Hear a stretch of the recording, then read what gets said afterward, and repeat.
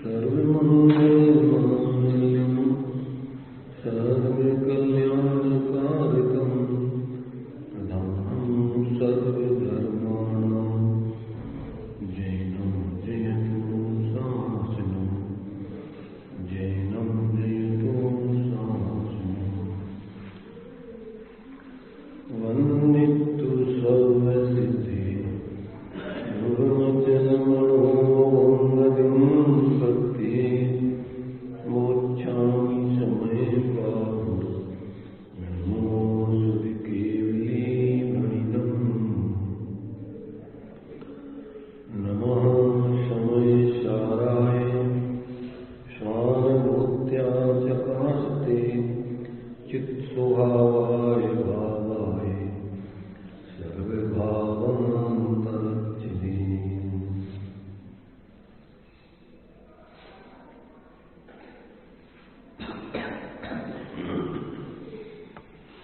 चर्चा अपनी कर्ता कर्म अधिकार के माध्यम से प्रारंभ की है। अज्ञानी और ज्ञानी का कर्ता कर्म बना। अज्ञानी किसका करता है और ज्ञानी किसका करता है, इस बात को यहाँ पर स्पष्ट कर रहे हैं। दो गाथाओं में हमने 69-70 में तो अज्ञानी के कर्ता कर्म की प्रवृत्ति को बताया कि अज्ञानी जी तो अज्ञान भाव का करता है। अज्ञान भाव के कारण तो उसके आश्रम में एकत्र मत आदि पाया जाता है और उसके कारण से वो कर्मों का बंध करता है। कर्मों के बंध से उसका जो है संसार में निरंतर परिभ्रमण चलता रहता है। तो आश्रम बंध का ही अज्ञानी करता है। ज्ञानी क्या करता है, उसके लिए यहाँ 71वीं गाथा से बता रहे हैं कि ये कर्ता कर्म की अज्ञानता रूप प्रवृत्ति है, उसका अभाव कब होता है। तो इसके उत्तर में आचार्य देव ने 71वीं गाथा से आगे क्रमशः 4 गाथाओं पर्यंत ज्ञानी के कर्तृत्व को सिद्ध किया है। और वो जो कर्ता कर्म बनने की प्रवृत्ति है, कब उसका अभाव होता है।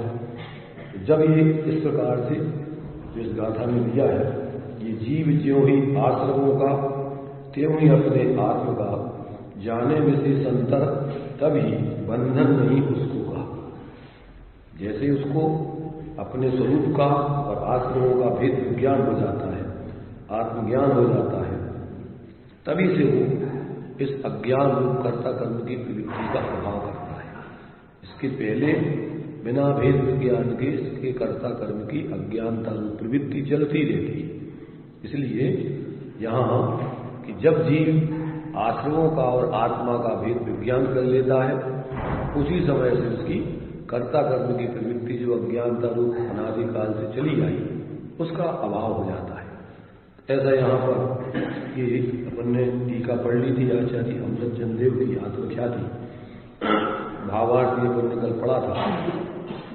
तात्पर्य वृत्ति आचार्य जैसे ये भी अपन को पढ़ने के लिए रहेगी। इसके माध्यम से अपन पढ़ते हैं।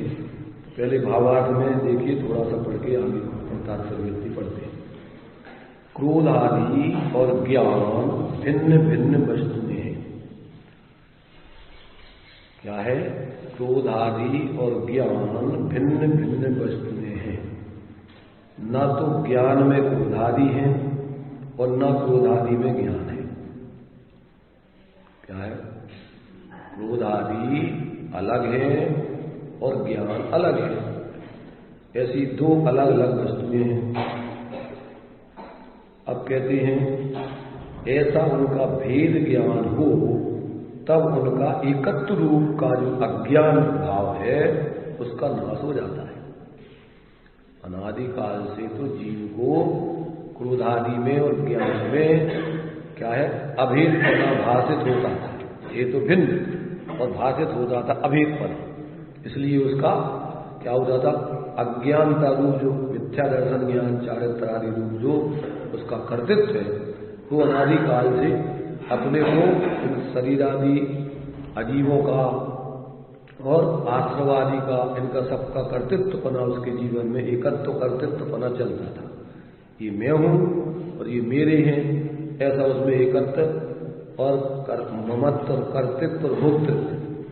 पहले जीव अजीव अधिकार में एकत्व ममत्व छुड़ाया अजीवों से जीव का 29 भावों से, और यहां पर उसका अब कर्तृत्व और भोक्तृत्व छुड़ा है कि जीव इनका कर्ता भोक्ता नहीं है, अपने ही स्वभाव का कर्ता भोक्ता है, इन कर्मकृत आश्रवादी का कर्ता भोक्ता नहीं है।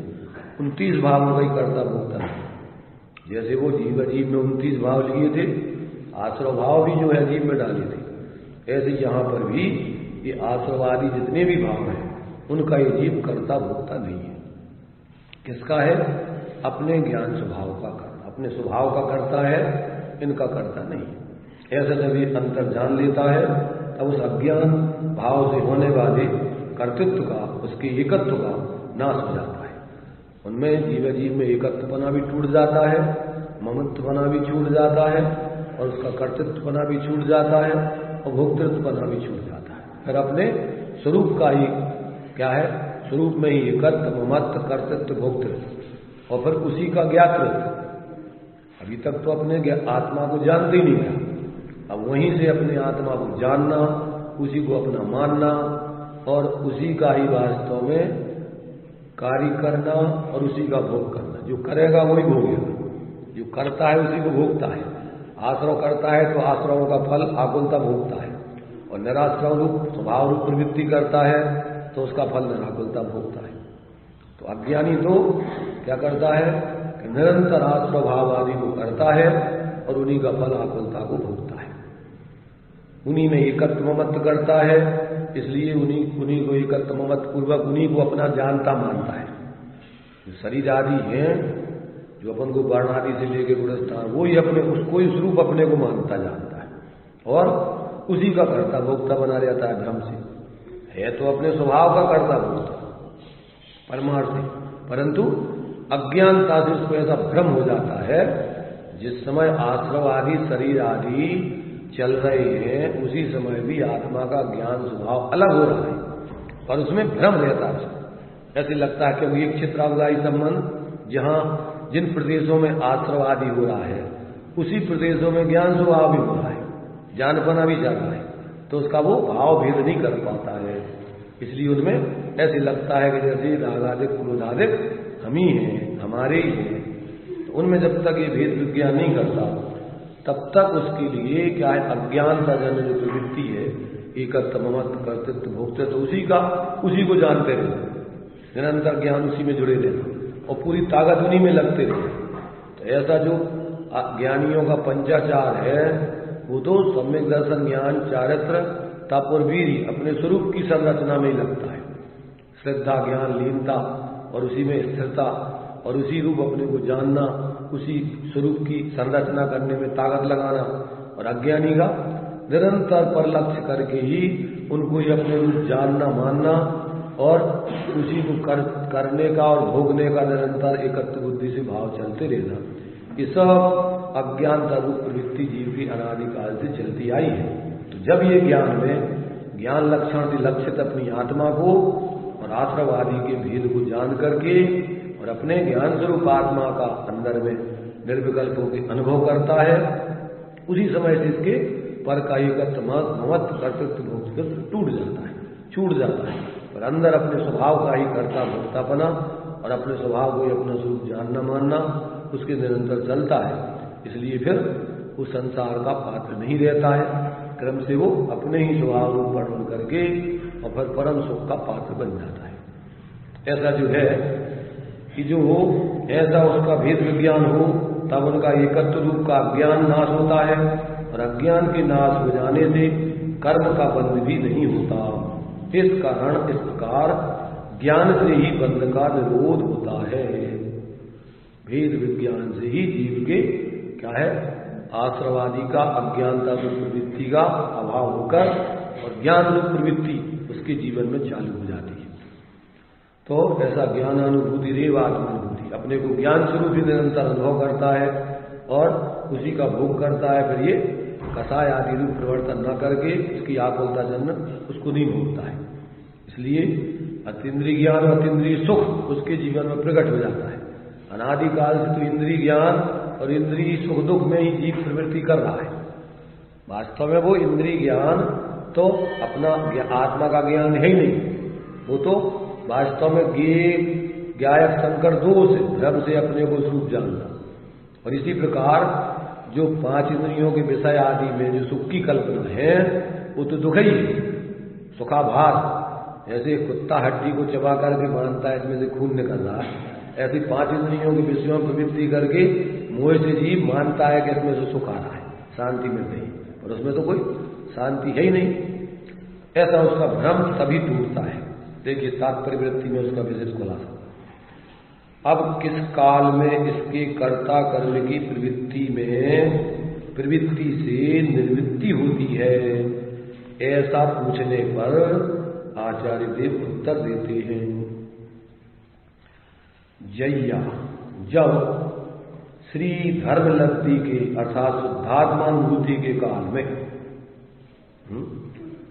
आचार्य देव ने कब कहा, क्या अर्थ का लिखा, जब श्री धर्मलब्धि के, श्री धर्मलब्धि माने, श्री माने अपने लिए अपने अनंत वैभववान लक्ष्मी, अनंत लक्ष्मी का धारी आत्मा की उपलब्धि हो जाती है। तो उसी समय से इसका क्या होता है कि इस इमेड़ जीवेण, इस स्वानुभव गोचर जीव के द्वारा अपनो आसवाणिया तहेव नाणम बोधि विशेष अंतरंतु शुद्धात्मा तथा काम क्रोध आदि आश्रमों का विशेष अंतर अथवा भेद ज्ञान जान लिया जाता है। तैया उस समय वह सम्यक ज्ञानी होता है। सम्यक ज्ञानी होता हुआ वह क्या करता है, मैं करता हूं तथा क्रोधादि भाव रूप अंतरंग परिणाम मेरे कर्म हैं, ऐसी अज्ञान से उत्पन्न कर्ता कर्म की प्रवृत्ति को वह छोड़ देता है। कब छोड़ देता है, जब श्री धर्म की लब्धि उसको क्या होती है, जब उसके लिए श्री धर्म लब्धि की अर्थात आत्मा की अनुभूति के काल में इस प्रकार से स्वानुभव गोचर जीव के द्वारा शुद्धात्मा तथा काम क्रोध आदि आश्रमों का जब विशेष अंतर अथवा भेद ज्ञान जान लिया जाता है, उस समय से वह सम्यक ज्ञानी होता है। और सम्यक ज्ञानी होता हुआ क्या करता है, फिर जो कर्ता कर्म भाव की अज्ञानता से जो प्रवृत्ति चलती थी, क्रोध आदि भाव अंतरंग में जो होते थे वो मेरे हैं, ऐसी अज्ञान से उत्पन्न कर्ता कर्म की प्रवृत्ति को वह छोड़ देता है। फिर वो उसमें अपना कर्तृत्वपना नहीं मानता कि ये मेरा काम है, तथा कर्ता कर्म की प्रवृत्ति से निवृत्ति होने पर, निर्विकल्प समाधि होने पर न बंधु से उस जीव को बंध नहीं होता। जानकारी मात्र कर लेने से नहीं। देखो आगे की गाथा में ज्ञान में अंतर बता करके कहते हैं, जब ज्ञान से कर्मों की निवृत्ति हो जाती है तो फिर आचार्य देव ने 72वीं गाथा में कि वो ज्ञान क्या है, वो कैसा ज्ञान है, ऐसा आगे के लिए कौन सा ज्ञान है कि जो आत्मा से निवृत्त होता है। अब उसका आगे 72वीं बात इस गाथा में खुलासा करते हैं। अब पूछता है कि ज्ञान मात्र से बंध का निवृत्त कैसे होता है, तो आचार्य देव उसका विशेष खुलासा करते हैं कि कैसे ज्ञान से, वो कौन सा ज्ञान है जो आत्मा से निवृत्ति करता है। देखिए इसमें 72वीं गाथा, नादून आसवाणम असुचित्तम चा विविरीद भावम च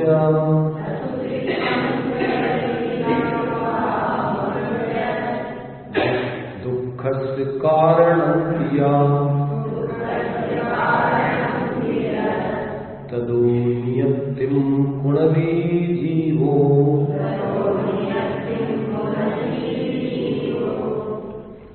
असुचिपना विपरीत कार्य आश्रमों का जाने के अनुभव कारण जाने के इनसे निवर्तन निवृत्त करे। क्या कह रहे, आश्रमाणाम आश्रमों की असुचित्वम च अशुचिता और विपरीत भावं च विपरीतता तथा दुःखस्य कारणानि इति, वे दुख के कारण हैं ऐसा ज्ञात्वा जानकर जीव तथा निर्वृत्तम उनसे निवृत्ति करोति करता है। क्या करता है? जब वेद विज्ञान से आत्मों की असुचिता, असुचिता माने मलिनता, अपवित्रता और विपरीतता, अपने स्वभाव से विपरीतता और ये दुख की कारण रूपता, ये दुख के कारण है ऐसा जब वो जान लेता है, ऐसा जीव फिर उन अपवित्र भावों में, असुचि भावों में, मलिन भावों में, विपरीत भावों में, अपने स्वभाव से विपरीत भावों में और दुख के कारण भूत भावों में वो जीव निवृत्ति नहीं करता, उनसे निवृत्ति कर लेता है, उनसे हट जाता है। टीका में देखिए दृष्टांत देकर के आचार्य देव खुलासा करते हैं। जल में सेवाल, सेवाल माने काई, पानी में जो काई उत्पन्न हो जाती है, पानी की काई देखी कोई नहीं? पानी में काई कैसे पैदा होती है? ना तो अकेले कचरा से काई बनती है और ना अकेले पानी से बनती है। जब दोनों का संयोग हो जाता है तो वो गंदगी हो जाती है पैदा। तो पानी भी गंदा हो जाता है और वो जो है वो कचरा जो है वो भी उसके संगे अपने स्वभाव को छोड़ के दूसरे रूप हो जाता है। ऐसे ही जीव और अजीव जब आपस में एक दूसरे में जुड़ जाते हैं, उनमें एकत्व ममत्व कर लेते हैं, तो आत्मा की परिणति में भी गंदगी पैदा हो जाती। वो पानी भी मलिन हो गया ऊपर का, ऊपर नीचे तो पानी स्वच्छ है और वो कचरा भी अपनी सहजता को छोड़ के उस गंदगी के साथ में मलिनता हो गया। ऐसे ही पुद्गल भी अपने पुद्गल जो अपने सामान्य पना है उसको छोड़ के विशेष ज्ञानावरणादि 8 कर्मरूप परिणमित हो जाता है और जीव भी अपने पर्याय में अपनी स्वभाव की एक रूपता को छोड़ के और उस कर्म के उदय में जुड़ करके मलिनता को प्राप्त हो जाता है, मोह राग में। ऐसा दो का परस्पर में जब मिलाप होता है तो उसमें वो जुड़ने से जीव अपने को, अपने स्वरूप को भूल के उसमें जुड़ करके पर्याय में मिथ्यात्व अज्ञान का साय रूप परिणमन करता है और कर्म भी उद्गल कर्मण वर्गणाएं भी फिर ज्ञानावरणादि रूप परिणमित हो जाती। तो दोनों की मिली जुली अवस्था में अलग अलग उनका परिणमन क्या होता है? अशुचि रूप परिणमन हो जाता है। दृष्टांत आचार्य देव ने काई का दिया है। तो काई ना तो अकेले कचरे से बनती है, ना अकेला पानी काई रूप परिणमन करता है। कैसे होती है वो? दो मिलकर के उसमें उसकी अवस्था मलिन हो जाती दोनों की। ऐसे ही जीव और पुद्गल की दशा है। जब जल में ये सेवा काई है, मल या मैल है, उस सेवाल की भांति आश्रव मल रूप है या मैल रूप अनुभव में आते हैं, इसलिए वे अशुचि हैं, अपवित्र हैं और भगवान आत्मा तो सदा ही अति निर्मल चैतन्य मात्र स्वभाव रूप से ज्ञायक है। माने अंदर में सेवाल के अंदर देखो, ऊपर की पानी की काई के साथ उतनी मलिनता को न देखो और अंदर में देखो हटा के तो अंदर पानी स्वच्छ है। ऐसी अपनी क्षणिक परावलंबन रूप वृत्ति को कोण करके अंदर देखो तो आत्मा चैतन्य स्वरूप है, ज्ञाता दृष्टा शांत स्वभावी है। क्षणिक जुड़ान है, उसको अलग कर दो तो पानी अंदर में निर्मल हो जाता है, उससे अलग हो जाता है। ऐसी जो है अपनी परिणति को जब जीव संयोगों से अलग हटा करके, संयोगी भाव से अलग करके अपने स्वभाव को देखता है, महात्मा चैतन्य स्वरूप ज्ञाता दृष्टा विद्यमान है सदा का। वो सर्वथा कोई हो तो क्षणिक परिणति में क्षण क्षण की मलिनता पैदा होती है, ऐसा जानते। तो ये मिथ्यात अपना प्रतिक्षण का नया नया शरीर आदि में आश्रमों में एकत्र करते ममत्व करते हुए चलता है। जिस क्षण तो अपने को अंदर में भेद विज्ञान करके ज्ञान से उस रूप अनुभव नहीं करो, अपने को ज्ञान रूप अनुभव करो, उसी क्षण मिथ्यात का भाव होकर सम्यक की प्राप्ति हो जाती है। इसलिए क्षण भर निज रस को पी चेतन मिथ्या मल को धो देता है, फिर क्रम से कासायक भाव विनष्ट करे निज आनंद अमृत पीता है। अनुपम सुख विलसित होता केवल रवि जगमग करता है। केवल ज्ञान, अंदर में ज्ञान पूरा ज्ञान का ही बना है आत्मा। आत्मा कोई राग आदि से नहीं बना है, तो केवल ज्ञान प्रकट होता, यही अरिहंत अवस्था है। ऐसी स्थिति जीव की अपने अंदर स्वयं के पुरुषार्थ से पैदा होती है, इसके लिए कोई दूसरा नहीं देता है। दूसरे तो सिर्फ वेद शास्त्र गुरु ज्ञानी धर्मात्मा साथ अपन को ये विधि बताती है, अगर उसमें से तुम समझो और अंदर प्रयोग करो तो तुम अपना काम बने, और मात्र अपने बाहर बाहर भी अपने घूमते रहो तो कुछ नहीं होता है। और बाहर से अपन ने सिर्फ व्यवहार धर्म को अपना लिया, साधु बन गए, त्याग कर दिया सब, और बाहर में ही अपन प्रवृत्ति में लगे रहे, अंदर में भेद विज्ञान करके स्वरूप प्रवृत्ति नहीं करी, तो ऐसा करने वाले तो अगर मंद कसाय रखें, दंभ नहीं करें, अहंकार नहीं करें, अपने पद के विपरीत प्रवर्तन नहीं करें, तो पुण्य बंद होकर के मंद कसाय से स्वर्ग आदि चले जाएंगे। और फिर क्या होगा वहां से? जो विमान बासी उठाय सम्यक दर्शन बिंदु पाय, तहां ते चय था वर्तन धरे, और यो परिवर्तन ऐसे घूमते रहते। इसलिए मंद कसाय से थोड़ा पुण्य बनेगा, और तीव्र कसाय से पाप बनेगा। तीव्र कसाय से नरक त्रियंच आदि गति में जाओगे, और मंद कसाय से स्वर्ग आदि में जाओगे, पर अपनी आत्मा में नहीं आओगे, आत्म शांति नहीं मिलेगी। और आत्म शांति के बिना, अपनी आत्मा में आए बिना संसार की चतुर्गति दुखों से छुट्टी नहीं मिलती। वो सरल है, सहज है, समझना चाहो, और नहीं समझना चाहो तो अनंत काल तो हो गया। अगर अपनी हटाग्रह दुराग्रह नहीं छोड़ो, जो भी मनमाने तरीके से मान के अज्ञानियों के सानिध्य में बहुमत के आधार पर धर्म मानते रहते हो भ्रम से, अगर ये नहीं छोड़ो तो भटकते ही रहना है, कोई साथी संगाती मिलने वाला नहीं। सब अपने अपने कर्मों के आधार फल पाएंगे, भले ये सामूहिक रूप में पाप करो, पर फल तो सबको अपना अपना अलग अलग भोगना पड़ेगा। इसलिए किसी भ्रम में नहीं रहना। ज्यादातर संप्रदाय में व्यक्ति जितना पाप करता है समूह में, अकेले अकेले नहीं कर सकता है। ऐसा लगता है जैसे इतने लोग तो हैं अपने साथ, इसलिए उसको बहुत बल आ जाता है। तो ये जो है भ्रम छोड़ करके, और आप अकेला अवतरे मरे अकेला होए, और यो कबहू जीव को साथी सगा न होए, ऐसा जान के अपन भ्रम में नहीं रहे, और सत्य का निर्णय करके, तत्व का निर्णय करके अपन अपने वेद विज्ञान से अपने स्वरूप से जुड़ के जिए। इसमें ही आनंद है, शांति है, निराकुलता है, धर्म है, सुख है। और इसको छोड़ के बाकी सब भ्रम है, कहीं कोई शांति की गंध नहीं है। तो यहां कहते हैं कि जिस प्रकार से ये काई होती है शैवाल, सो वो मल है, मैल है, उस शैवाल की भांति आश्रम मल रूप है, मैल रूप है, अनुभव में आते हैं, इसलिए वे अशुचि हैं, अपवित्र हैं। और भगवान आत्मा तो सदा ही अति निर्मल चैतन्य मात्र स्वभाव रूप से गायक है, इसलिए अत्यंत शुचि है, सदाकाल पवित्र स्वभाव रूप है, पवित्र ही है, उज्ज्वल ही है। आश्रमों के जड़ स्वभावस्थ होने से वे दूसरे के द्वारा जानने योग्य। आश्रम अपने को नहीं जानते, पुस्तक में लिखा, क्योंकि जो जड़ हो वह अपने को तथा पर को भी नहीं जानता, उसे दूसरा ही जानता है। अर्थात ज्ञान अपने को भी जानता है और आश्रवादी को भी जानता है। आश्रव ना तो अपने को जानते हैं, ना ज्ञान स्वरूप आत्मा को जानते हैं। ये तो क्या है? अचेतन है। अचेतन का मतलब आश्रव में ज्ञान जानपना नहीं है, विकारी परिणति है, इसलिए वो जानपना नहीं है उसमें, वो तो विकृति है पराब्रह्म की। तो वे दूसरे के द्वारा जानने होगा, अर्थात ज्ञान उनको जानता है, इसलिए वे चैतन्य से अन्य स्वभाव वाले हैं।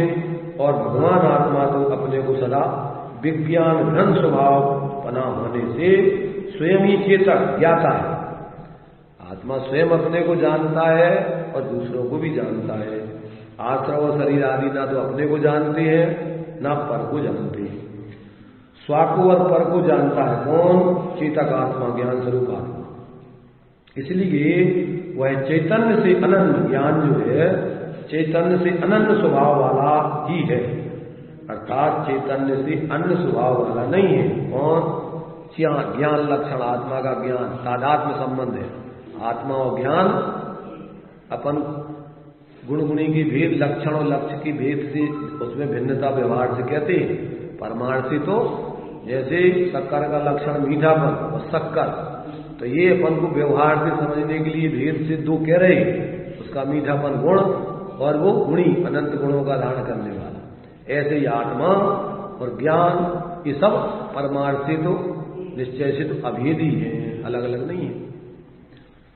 तो इसलिए विज्ञान घन स्वभाव वाला होने से स्वयं ही चेतक ज्ञाता है, स्वा को और पर को जानता है, इसलिए वह चैतन्य से अनन्य स्वभाव वाला ही है, अर्थात चैतन्य से अन्य स्वभाव वाला नहीं है। आश्रव आकुलता के उत्पन्न करने वाले, आश्रव कैसे आकुलता को उत्पन्न करने वाले, इसलिए दुख के कारण है। और भगवान आत्मा तो सदा ही निराकुलता स्वभाव के कारण किसी का कार्य तथा किसी का कारण भी नहीं होने, दुख का अकारण ही है, अर्थात दुख का कारण नहीं है। माने आत्मा को किसी ने पैदा नहीं किया और किसी को आत्मा पैदा नहीं करता है। न ज्ञान ना तो किसी से पैदा होता है न किसी को पैदा करता है, वो तो ज्ञान स्वरूप ही रहता है। और ये आश्रव आदि दुख रूप है, दुख के कारण है, और ज्ञान न दुख का कारण है न दुख स्वरूप है। इस प्रकार विशेष अंतर को देखकर जब यह आत्मा और आश्रमों के भेद को जानता है, उसी समय क्रोधादि आश्रमों से निर्वृत्त होता है। क्या होता है उसी समय?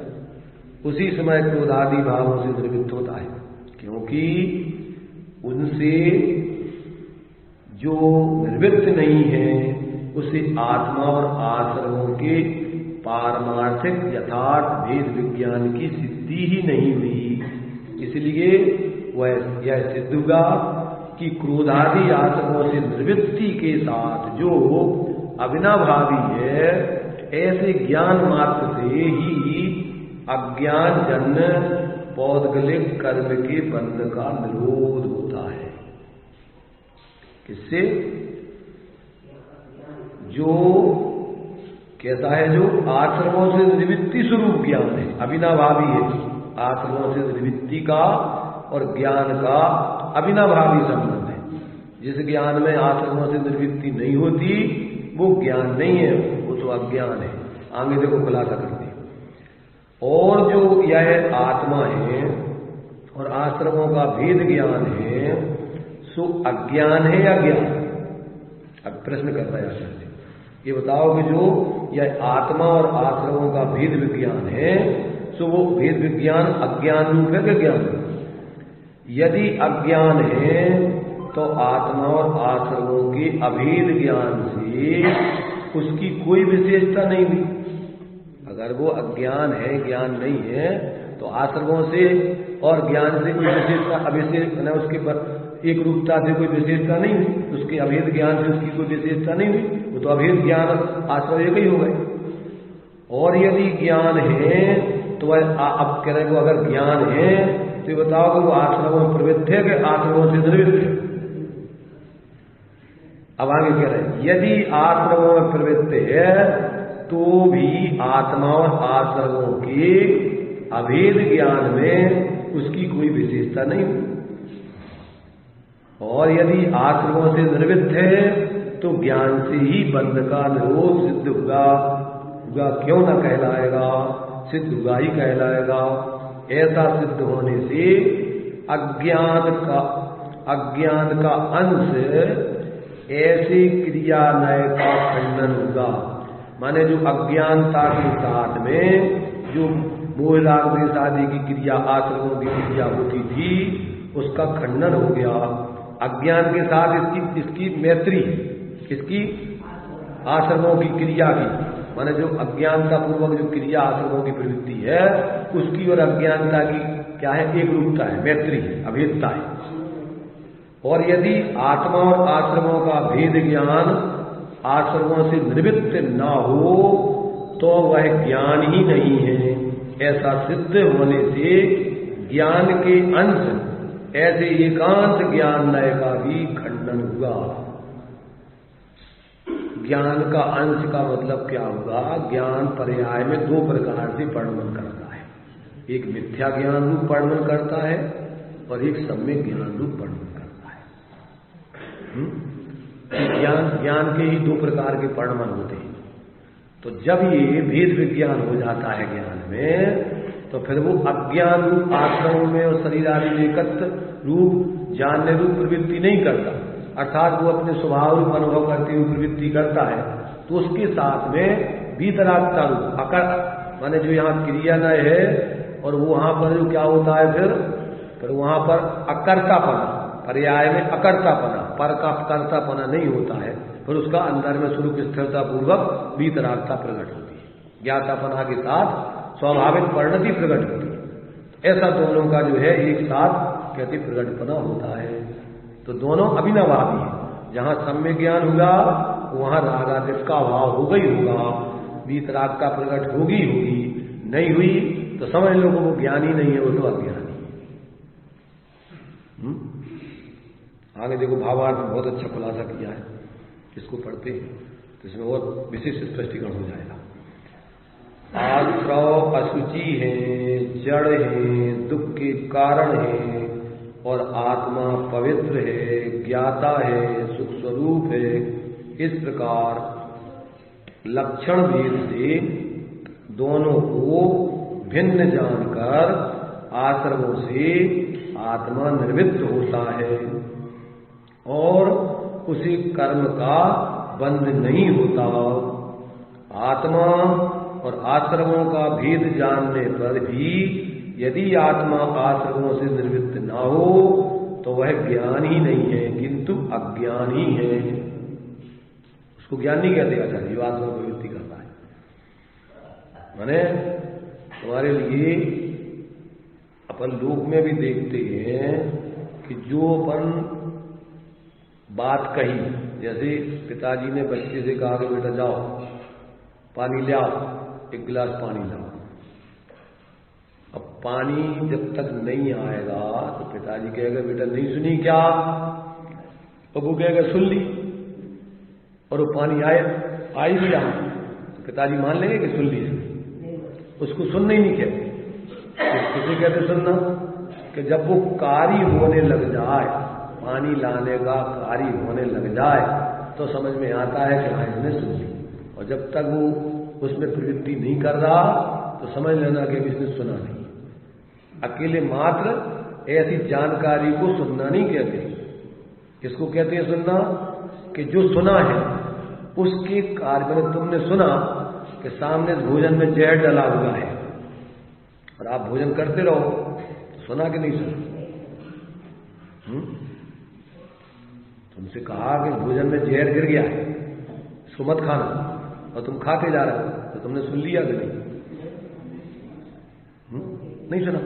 ऐसे तुमने सुन लिया कि सब परद्रव अपने नहीं है और इनमें अपनापन करना, इनमें ही जुड़े रहना, ये सब अज्ञानता है या संसार का कारण है।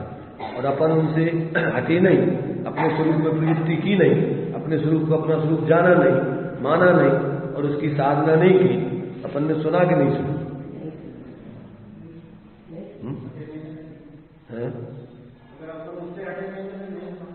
नहीं सुना ही कहा जाएगा, उसको सुनना नहीं कहते जाते। अभी देखो, अभी प्रश्न उठाएंगे कि भाई अवरत सम्यक दृष्टि आदि जानते हैं सब, फिर भी आत्मा प्रवृत्ति करते हैं तो क्यों? अभी इसका खुलासा भी करेंगे, इसमें भी भ्रम हो जाता है। कोई ऐसा लगता है कि अगर जानकर के पूरा हट जाए, साधु बन जाए तत्काल, तो समझ में सुना है। अरे उसको अविरत दशा, देशवृत्त की दशा भी ग्रस्त दशा है, पर ऐसी अज्ञानता वाली नहीं है। उसको अंदर में अपने स्वरूप की श्रद्धा ज्ञान लीनता करके, और जितनी जितनी उसकी कथाएं का अभाव हो गया, उतना उतना वो परिवर्तन सामर्थ्य प्रमाण तो हट गया। अभी अब वो पूरा नहीं हट पाया तो क्रम से वो बुद्धिपूर्वक हटने के लिए प्रयत्न करता है। तो वो जितना नहीं हटा है वो उसकी कमजोरी है। एक साथ अब बीमारी जाएगी, दवाई खाना चालू कर दी तो अब बीमारी क्रम से घटेगी, तू छीड़ होती जाएगी, पर दवाई खाना चालू होगी। ऐसा नहीं है कि सुन करके अकेले बस रहेगा बाहर। देखो उसका खुलासा विशेष नहीं है। भावार्थ, दोनों को भिन्न जानकर आत्मों से आत्मा निर्वृत्त होता है और उसे कर्म का बंध नहीं होता। आत्मा और आत्माओं का भेद जानने पर भी यदि आत्मा आत्माओं से निर्वृत्त न हो तो यह ज्ञान ही नहीं है, किंतु अज्ञान ही है। यहां कोई प्रश्न करे कि अवरत सम्यक दृष्टि को मिथ्यात्व और अनंतानुबंधी प्रकृतियों का तो आश्रय नहीं होता, किंतु अन्य प्रकृतियों का तो आश्रय होकर बंध होता ही है, इसलिए उसे ज्ञानी कहना कि अज्ञानी। एक तो केवल ज्ञानी ज्ञानी और एक मिथ्या दृष्टि अज्ञानी। अब ये बीच के इनको क्या कहना, जो अभी न पूरे आश्रमों से निर्वृत्त हुए हैं और न पूरे आश्रमों की प्रवृत्ति कर रहे हैं, अब इनको कह रहे हैं आचार्य कि अब इनको क्या कहना, ज्ञानी क्या अज्ञानी। तो अब देखिए खुलासा, तो इसलिए उसे ज्ञानी कहना या अज्ञानी। उसका समाधान, सम्यक दृष्टि जीव ज्ञानी ही है, क्योंकि वह अभिप्राय पूर्वक के आश्रमों से निर्वृत्त हुआ है। उसे प्रकृतियों का जो आश्रय तथा बंध होता है वह अभिप्राय पूर्वक का नहीं है। सम्यक दृष्टि होने के बाद परद्रव्यों के स्वामित्व का अभाव हो गया है, इसलिए जब तक उसे उसके चारित्र मोह का उदय है तब तक उसके उदयानुसार जो आश्रय बंध होता है उसका स्वामित्व उसको नहीं है। अभिप्राय में तो वह आश्रय बंध से सर्वथा निर्वृत्त होना चाहता है, इसलिए वह ज्ञानी ही है। जो यह कहा है कि ज्ञानी को बंध नहीं होता, उसका कारण भी इस प्रकार जानो। मिथ्यात्व संबंधी बंध जो कि अनंत संसार का कारण है वही यहां प्रधानतया विवक्षित है। अविरत आदि से जो बंध होता है वह अल्प स्थिति अनुभाग वाला है, दीर्घ संसार का कारण नहीं है, इसलिए वह प्रधान नहीं माना गया। अथवा तो ऐसा कारण जानना कि ज्ञान बंध का कारण नहीं है। जब तक ज्ञान में मिथ्यात्व का उदय था तब तक वह अज्ञान कहलाता था, और मिथ्यात्व के जाने के बाद अब वो अज्ञान नहीं किंतु सम्यक ज्ञान ही है। अब उस ज्ञान से बंध नहीं हो रहा है। अब तो जो अस्थिरता जन्म जब तक पूर्ण स्वरूप में स्थिरता नहीं हुई उतना उतना बंध है। जितनी सामर्थ्य है उतना तो वो अपने स्वरूप की श्रद्धा ज्ञान लीनता करके और मोक्ष मार्ग की प्रवृत्ति कर ही रहा है। अपन 6 डाला पढ़ते हैं, जगन कहे अवरत सम दृष्टि तीनों से मग जाए।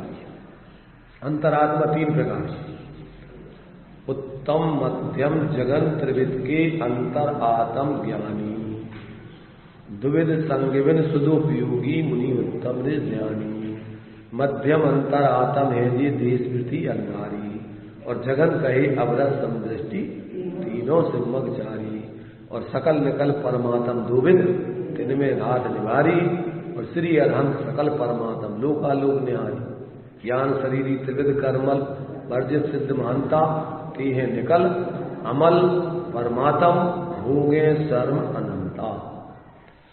तो अब सम्यक दृष्टि को चौथे गुण स्थान से मिथ्यात और अनंतानुबंधी जंतु आश्रय बंध रुक गया है। 41 प्रकृतियों का संवर हो गया है। अनंत संसार का कारण तो उसके लिए आश्रय बंध रुक गया है।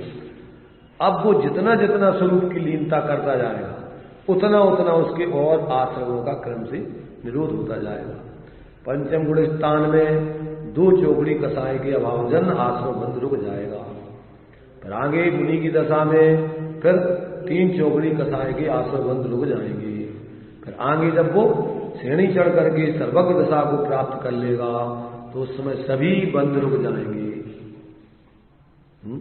अब तो उनके योगों से सिर्फ आश्रय एक समय मात्र का ईरिया पता 11वें गुण स्थान से 11वें 12वें 13वें गुण स्थान में जो आश्रय है सांप्रायिक ईरिया पति हो। 2 प्रकार का आश्रय, एक तो संसार का कारण और एक मात्र जो है क्षणिक योगों से होने वाला, वो संसार का कारण नहीं बंद करना। वो तो धीरे पूर्वगत कर्म के उदय में आत्मा के प्रदेशों में चंचलता हो रही, बंद नहीं होता।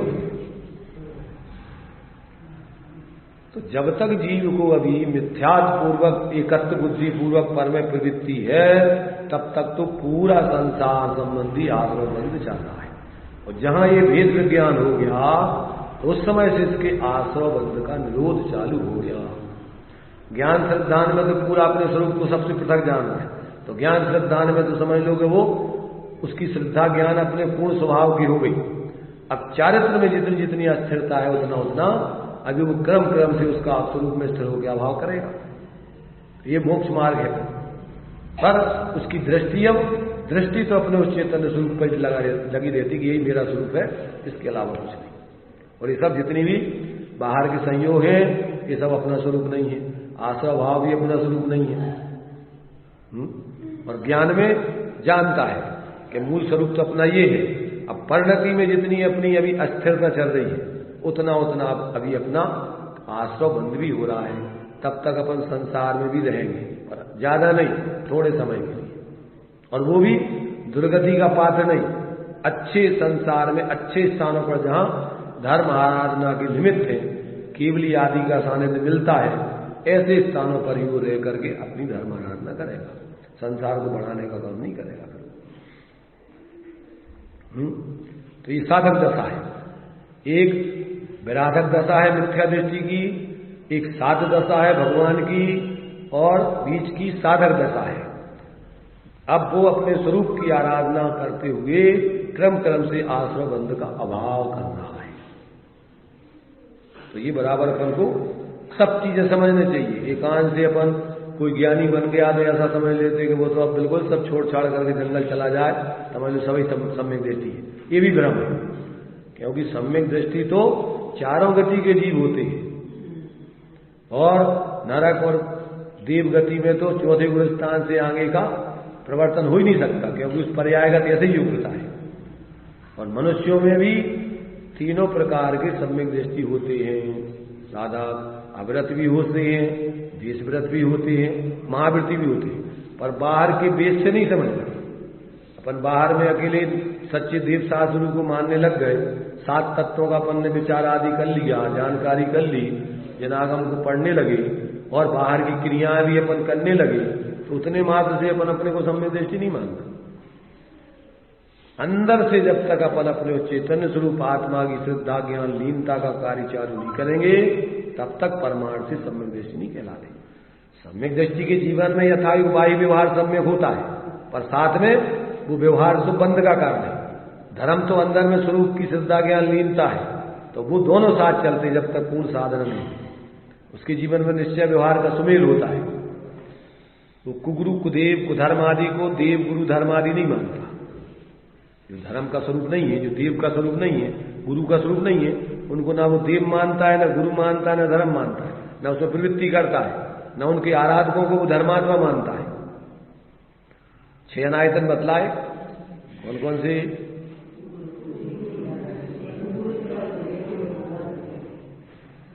कुगुरु कुदेव कुधर्म और उनके मानने वाले। तो जो देव नहीं है वीतराग सर्वक, उनको जो देव मानते हैं वे क्या है, देव के संबंध में भ्रमित है। जो गुरु नहीं है विषयासावसाती तो निरारंभो परिग्रह ज्ञान ध्यान तपूरकता तपस्वी सा, जो अपने ज्ञान ध्यान आदि आराधना में नहीं लगे और जो बाहर के आडंबरों में परिग्रह आदि में दुनिया के आरंभ साराम में लगे हैं, और उनको जो गुरु मानते हैं तो वो भी गुरु के संबंध में भ्रम है। और जो ऐसा जो स्वाश्रय रूप वीतरागता रूप धर्म है उसको निश्चय धर्म नहीं मानते, और उसके साथ रहने वाला यथायोग सहचर रूप एक देश पूर्ण महाव्रतादि रूप बाह्य प्रवृत्ति, उसके साथ ऐसे ही निमित्त नैमित्तिक संबंध है। ऐसे दोनों को नहीं जानते और किसी को भी धर्म मान लेते हैं, बाह्य प्रवृत्ति में धर्म मान लेते हैं, वे धर्म के संबंध में भ्रमित है। इसलिए सम्यक दृष्टि न तो देव के संबंध में भ्रमित रहता है, न गुरु के संबंध में, न धर्म के संबंध में, और न इनको मानने वालों के संबंध में। जो सच्चे धर्मात्मा हैं वे सच्चे देव को ही देव मानते हैं। देव जनेन्द्र गुरु परिग्रहबिन धर्म दयाजुत सारो, यहु मान समकित को कारण अष्ट अंगजुत धारो। छेड़ाला कान ने सारे ग्रंथों में से समुद्र में से मंथन करके मक्खन निकाल के रखा है। छेड़ाला में पूरी द्वादशांग जनमाणी का मक्खन है सार, उसको भी अगर व्यक्ति ईमानदारी से समझ के पढ़ के जीवन में उतार ले तो समझ लो कि मोक्ष तक की पूरी छठ में ढाल और पूरी सिद्धि की है। परंतु अपने पास टाइम कहाँ है, अपने पास फुर्सत कहाँ है, समझने की अपन को रुचि कहाँ है। कितने लोगों को है समझने की फुर्सत, समझने की रुचि, समझने के लिए अपन को तड़प। इच्छा है, तो जिनको समझ में है, इतनी रुचि है, तो उनका कल्याण होगा, उनके कल्याण को कोई रोक नहीं सकता। और जिनको नहीं है तो उनका कल्याण नहीं हो सकता है। जिनको सत्य को समझने की, समझ करके उस पर चलने की रुचि है, उसको समझना चाह रहे हैं, समझने के लिए प्रयत्न करके समझ लेंगे और समझ करके उस पर चलेंगे तो उनका कल्याण होगा। उसको कौन रोक सकता है? क्यों? इसमें कोई मोक्ष मार्ग में कोई यहाँ कोई दूसरा दखलंदाजी करने वाला तो है नहीं। अपन स्वयं ही अपने बाधक है और अपन स्वयं ही अपने साधक है, कोई दूसरा नहीं है। अपनी दुर्बुद्धि अपन को क्या है? अपने दुख का कारण है, और अपनी सुबुद्धि ही अपने लिए सुख का कारण है। अपना ही मिथ्यात्व अपने दुख का कारण है और अपना ही सम्यक अपन को सुख का कारण है। ना सम्यक समम किंचित त्रयी काले त्रिजगत्यपि श्रेयो अश्रेयास मिथ्यात् समम नान्यत् तनुभृता। सम्यक के समान इस जीव का हितैषी बंधु मित्र कोई दूसरा तीन लोग तीन काल में नहीं, और मिथ्यात् के समान इस जीव का कोई अहितैषी शत्रु कोई दूसरा तीन लोग तीन काल में नहीं। अपना ही बोला, अपनी विपरीत परिणति अपनी शत्रु है और अपनी सम्यक परिणति अपनी मित्र है, हितैषी है, बंधु है। तो ये तो अपन ये समझ लें तो फिर इधर उधर ताकेंगे, झांकेंगे नहीं, कौन क्या कर रहा है वो जाने। क्यों कि किसी के कर्ता धारता कोई नहीं, व्यवस्था नहीं है लोग होती तो एक एक तीर्थंकर एक एक ज्ञानी सबको मोक्ष करा देते, पर व्यवस्था नहीं। जो जीव स्वयं ज्ञानियों की सानिध्य करके जिनवाणी को सुन समझ करके है और फिर अपनी परिणति को सम्यक बना के जिए वो सुखी होगा, और जो नहीं समझेगा भ्रमित रहेगा। इसलिए यहां पर कहते हैं कि ये जो क्या कहलाता है कि जो इस प्रकार से जब तक ज्ञान में मिथ्यात्व का उदय था तब तक अज्ञान कहलाता था, और मिथ्यात्व के जाने के बाद अज्ञान नहीं किंतु ज्ञान ही है। उसमें जो कुछ चारित्र मोह संबंधी विकार है उसका स्वामी ज्ञानी नहीं है, इसलिए ज्ञानी के बंध नहीं है। क्योंकि विकार जो कि बंध रूप है और बंध का कारण है वह तो बंध की पंक्ति में है और ज्ञान की पंक्ति में वह नहीं है। इस अर्थ का समर्थन रूप आगे आचार्य अब कथन करेंगे। क्या कह रहे कि जहां से ज्ञान में और आश्रमों में अजीवों में भेद विज्ञान हो गया और फिर अपना ज्ञान स्वरूप आत्मापन को अलग अपने ज्ञान सिद्धांत में आ गया और उसमें अपनी आंशिक प्रवृत्ति करके आनंद की शांति की कणिका जाग गई, वहीं से तुम्हारे आश्रमों का निर्माण चालू हो गया। ज्ञान सिद्धांत में तो अब निरंतर अपना मूल स्वरूप रहेगा और साथ में अभी जो प्रवृत्ति बाहर में हो रही ज्ञान उसको भी जानेगा, क्योंकि नहीं जाने तो उससे निर्वृत्ति कैसे करेगा। जब तक वो पूर्ण स्वरूप प्रवृत्ति नहीं कर लेगा तब तक ज्ञान में अनेकांतपना सम्यक दृष्टि के ज्ञान में आता है, मिथ्या दृष्टि के ज्ञान में अनेकांतपना प्रकट नहीं होता। तो ऐसा जो है जब से वो भेद विज्ञान हो जाता है तब से ज्ञान फिर ऐसा वस्तु का स्वरूप है, स्वा को स्वा, पर को पर, आश्रमों को आश्रव, संवर आदि को संवर, निद्रा और मोक्ष को मोक्ष, ऐसे सातों तत्वों का यथार्थ ज्ञान में सम्यकपना चलता है, फिर कोई भ्रम नहीं रहता है। तो ज्ञान में सातों तत्वों का बड़े यथार्थ निर्णय चलता है। सिद्धांत में अपनी आत्मा को ही अपनी आत्मा, बाकी सबको पर, और जो ज्ञान निर्णय देता है कि ये, उसमें श्रद्धा अपना हित रूप श्रद्धा नहीं करती, वो तो अपने स्वरूप की स्थिरता में ही, स्वरूप में ही अपनी जमी रहती, बस यही मेरा स्वरूप है, इसी में अपना सर्वस्व। और आचरण में भूमि का अनुसार जितनी जितनी स्वरूप स्थिरता है उतनी उतनी सम्यक चारित, और जितनी जितनी अस्थिरता है उसमें स्वभाव स्वभाव। दोपहर में चल रहा है सम्यक दृष्टि की सविकल्प और निर्विकल्प धारा, रहस्यपूर्ण चिट्ठी की चर्चा, उसमें सम्यक दृष्टि की सविकल्प प्रवृत्ति में दो प्रकार की प्रवृत्ति होती है, एक शुभ रूप एक अशुभ रूप, और निर्विकल्पता में क्या है, शुद्ध उपयोग रूप प्रवृत्ति चलती है। और परिणति में जितनी स्थिरता स्वरूप की उतनी वीतरागता संबंधित रहा, और जितनी अस्थिरता है उससे आश्रम। ऐसा साधक के जीवन में ये सारी चीजें बिल्कुल स्पष्ट चलती हैं, कहीं कोई भ्रम नहीं, कहीं कोई लाग लपेट नहीं, कोई पक्षपात नहीं, किसी प्रकार से कोई लोभ लालच नहीं। क्योंकि समंत्रभद्र स्वामी ने दिया कि 4 कारणों से व्यक्ति भ्रष्ट होता है, गलत का समर्थन करता है। 4 कारण कौन से दिए? भय, आशा, स्नेह, लोभाच्य, कुदेवागम लिंगी नाम प्रणामम विनियम चाहिए। अज्ञानी जीव भय से, आशा से, स्नेह से और लोभ से, इन 4 कारणों से गलत का समर्थन करता रहता है। और सम्यक दृष्टि को ना तो भय होता है, ना कोई उनको आशा होती है, ना कोई मोह होता है। स्नेह माने मोह, ना किसी से मोह होता है और ना किसी प्रकार का बाहर में लोभ होता है। इसलिए सम्यक दृष्टि मौत की कीमत पर भी गलत का समर्थन नहीं करता। शरीर छोड़ देगा पर अपनी श्रद्धा को नहीं बदलेगा।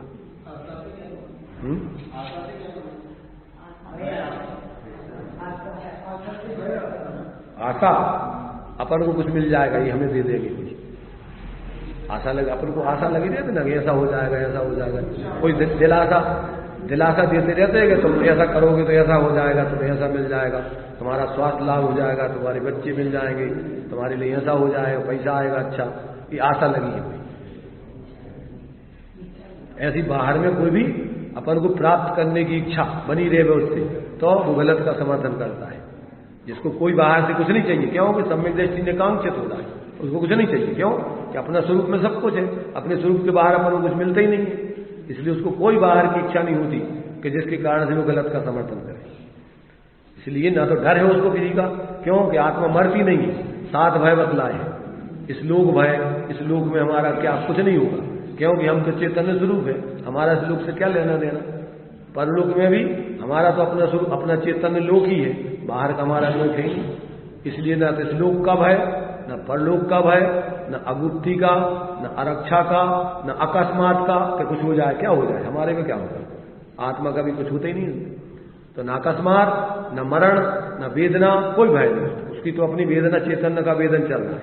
इसलिए बाहर का उसको शरीर आदि के दुख आदि का वेदन अपने आप को मानते नहीं अपना, इसलिए उसको कोई भय नहीं।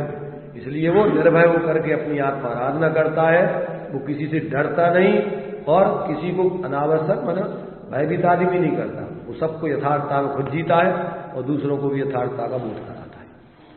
इसलिए अज्ञानी व्यक्ति 4 कारणों से भ्रष्ट होते हैं। या तो डर लगा रहता है, ऐसा नहीं हो जाए, ऐसा नहीं हो जाए, ऐसा नहीं हो जाए, ऐसा नहीं हो जाए, या ऐसा नहीं कर देवे कोई, ऐसा नहीं कर देवे, क्या कर देवे, अपने में कुछ नहीं हो सकता। अपनी आत्मा अनादि है, न उसमें काय का डर। इसलिए उसको कोई भय नहीं, न लोक का न परलोक का।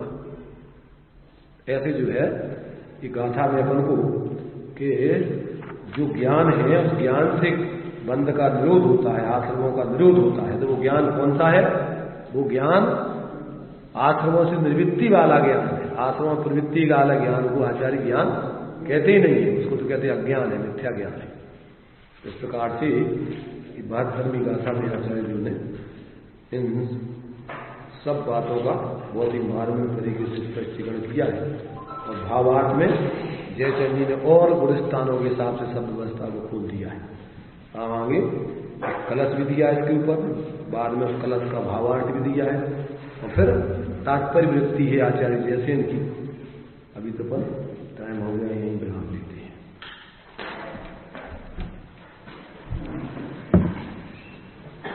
सापेक्ष अमृत जिन वचन निरपेक्ष सत चैतन्य दर्शाय करि काल में अनुभव करो